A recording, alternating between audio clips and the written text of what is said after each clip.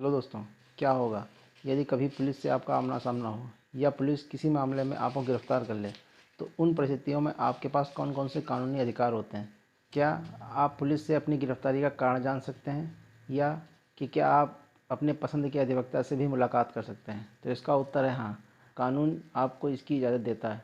दंड प्रक्रिया संहिता 1973 के अध्याय 5 में ऐसे ही उन नियमों का उल्लेख किया गया है कि जब कोई पुलिस किसी व्यक्ति को गिरफ्तार करती है तो उन नियमों का पालन उसे अनिवार्य रूप से करना पड़ता है। इन नियमों की जानकारी प्रत्येक भारतीय नागरिक को होनी चाहिए ताकि पुलिस द्वारा उन्हें गुमराह न किया जा सके।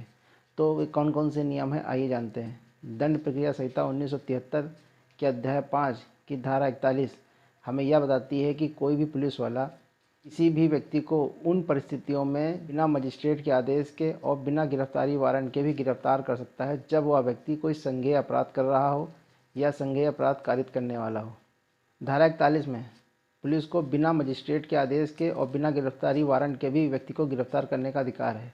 धारा 41 का जिसमें यह बताया गया है कि यदि किसी व्यक्ति द्वारा किए गए अपराध की सज़ा 7 साल या 7 साल से कम है तो उसमें पुलिस उस व्यक्ति को गिरफ्तार नहीं कर सकती है। पुलिस द्वारा उन परिस्थितियों में जब व्यक्ति द्वारा किए गए अपराध की अधिकतम सज़ा 7 साल या उससे कम है तो पुलिस उसे गिरफ्तार नहीं कर सकती, बल्कि उसे धारा 41(1) CRPC का नोटिस देकर अपने समक्ष उपस्थित होने के लिए कह सकती है। यदि व्यक्ति पुलिस द्वारा भेजी गई उस नोटिस का पालन करता है तथा पुलिस को जांच में सहयोग करता है तो पुलिस व्यक्ति को गिरफ्तार नहीं करती है। इस संबंध में माननीय सर्वोच्च न्यायालय द्वारा अरनेश कुमार बनाम बिहार राज्य मामले में इस तरह की गाइडलाइन पास की गई, जिसमें यह बताया गया कि जिन मामलों में सज़ा 7 साल से कम होगी उसमें पुलिस गिरफ्तार नहीं करेगी, बल्कि व्यक्ति को धारा 41(1) का नोटिस देकर उसे अपने समक्ष उपस्थित होने के लिए कहेगी।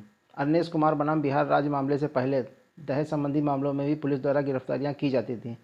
इन गिरफ्तारियों को देखते हुए ही माननीय सर्वोच्च न्यायालय द्वारा यह नियम पारित किए गए हैं। अब दहेज संबंधी मामलों में पुलिस पति या उसके रिश्तेदार को गिरफ्तार नहीं कर सकती, बल्कि धारा 41 का नोटिस देकर अपने समक्ष उपस्थित होने के लिए कह सकती है। धारा 41 खा में गिरफ्तारी की प्रक्रिया का उल्लेख किया गया है। इसकी 3 बातें उल्लेखनीय हैं। पहली बात यह है कि किसी पुलिस अधिकारी द्वारा गिरफ्तारी करते समय अपने नाम की स्पष्ट व पढ़ी जा सकने वाली नेम प्लेट अवश्य लगानी पड़ेगी।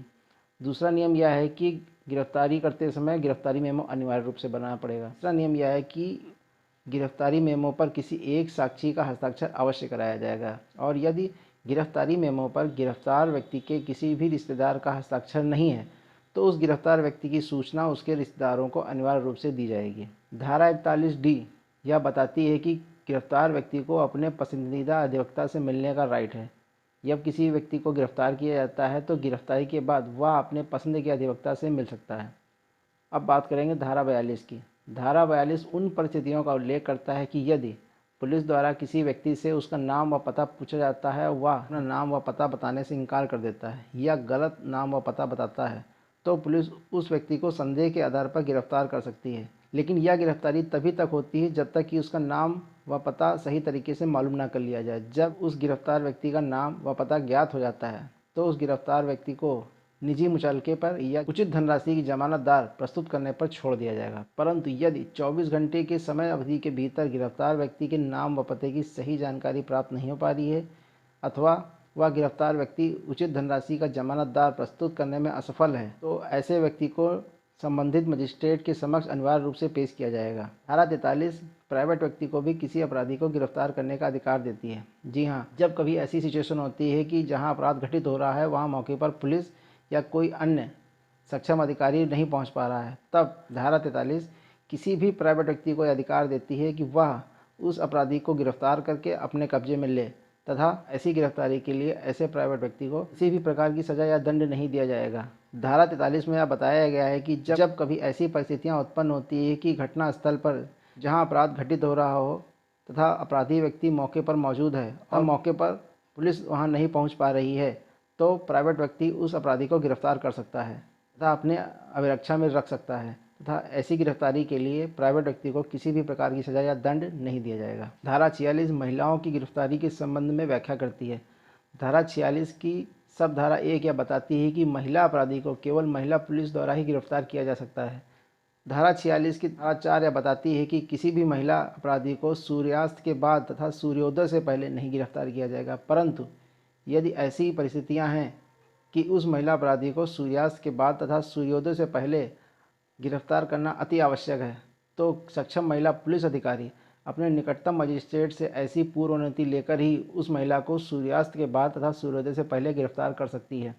धारा 50 की उपधारा 1 यह बताती है कि गिरफ्तार व्यक्ति को अपनी गिरफ्तारी का कारण जानने का पूर्ण अधिकार है। तो धारा 50 में ही यह उल्लेख किया गया है कि गिरफ्तार व्यक्ति की गिरफ्तारी की सूचना उसके परिवार के सदस्यों तथा निकटतम रिश्तेदारों को अनिवार्य रूप से पुलिस द्वारा ही दी जाएगी। धारा 51 यह बताती है कि किसी भी महिला अपराधी की तलाशी केवल महिला पुलिस कर्मचारी द्वारा ही ली जा सकती है, जबकि धारा 53 यह व्याख्या करती है कि महिला अपराधी का शारीरिक चिकित्सीय परीक्षण किसी महिला डॉक्टर द्वारा ही किया जाएगा।